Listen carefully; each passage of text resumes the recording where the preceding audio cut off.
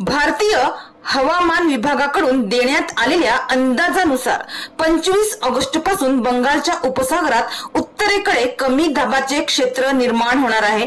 त्यामुळे अरबी समुद्र किनारपट्टीवर 26 ते 28 ऑगस्ट दरम्यान पावसाचा जोर वाढणार आहे।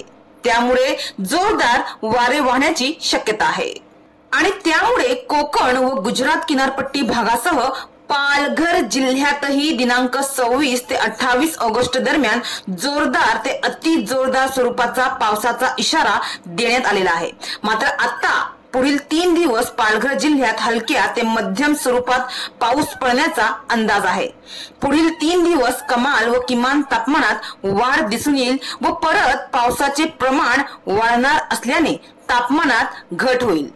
पुढील 5 दिवस आर्द्रतेत वाढ होऊन सकाळची आर्द्रता 99% व दुपारची आर्द्रता 94 ते 95% राहण्याचा अंदाज आहे।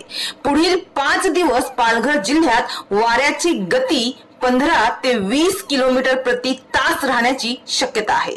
मात्र 26 ते 28 ऑगस्ट दरम्यान किनारपट्टी भागात 40 ते 50 किलोमीटर प्रति तास इतक्या गतीने वारे वाहण्याचा अंदाज वर्तवण्यात आला आहे। त्यामुळे मच्छीमारांनी समुद्रात न जाण्याचा कडक इशारा हवामान खात्यानं दिला आहे, अशी माहिती कृषी विज्ञान केंद्र कोसबाड हिल येथील कृषी हवामान शास्त्रज्ञ रिझवाना सय्यद यांनी दिली आहे।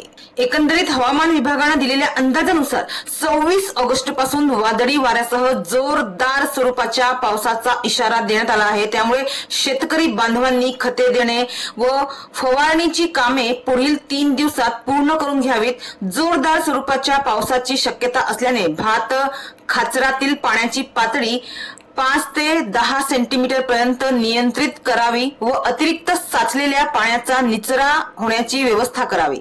रोपवाटिका, भाजीपाला क्षेत्र व नवीन फळबाग लागवड केलेल्या क्षेत्रातील अतिरिक्त पाण्याचा निचरा होण्याची व्यवस्था करावी।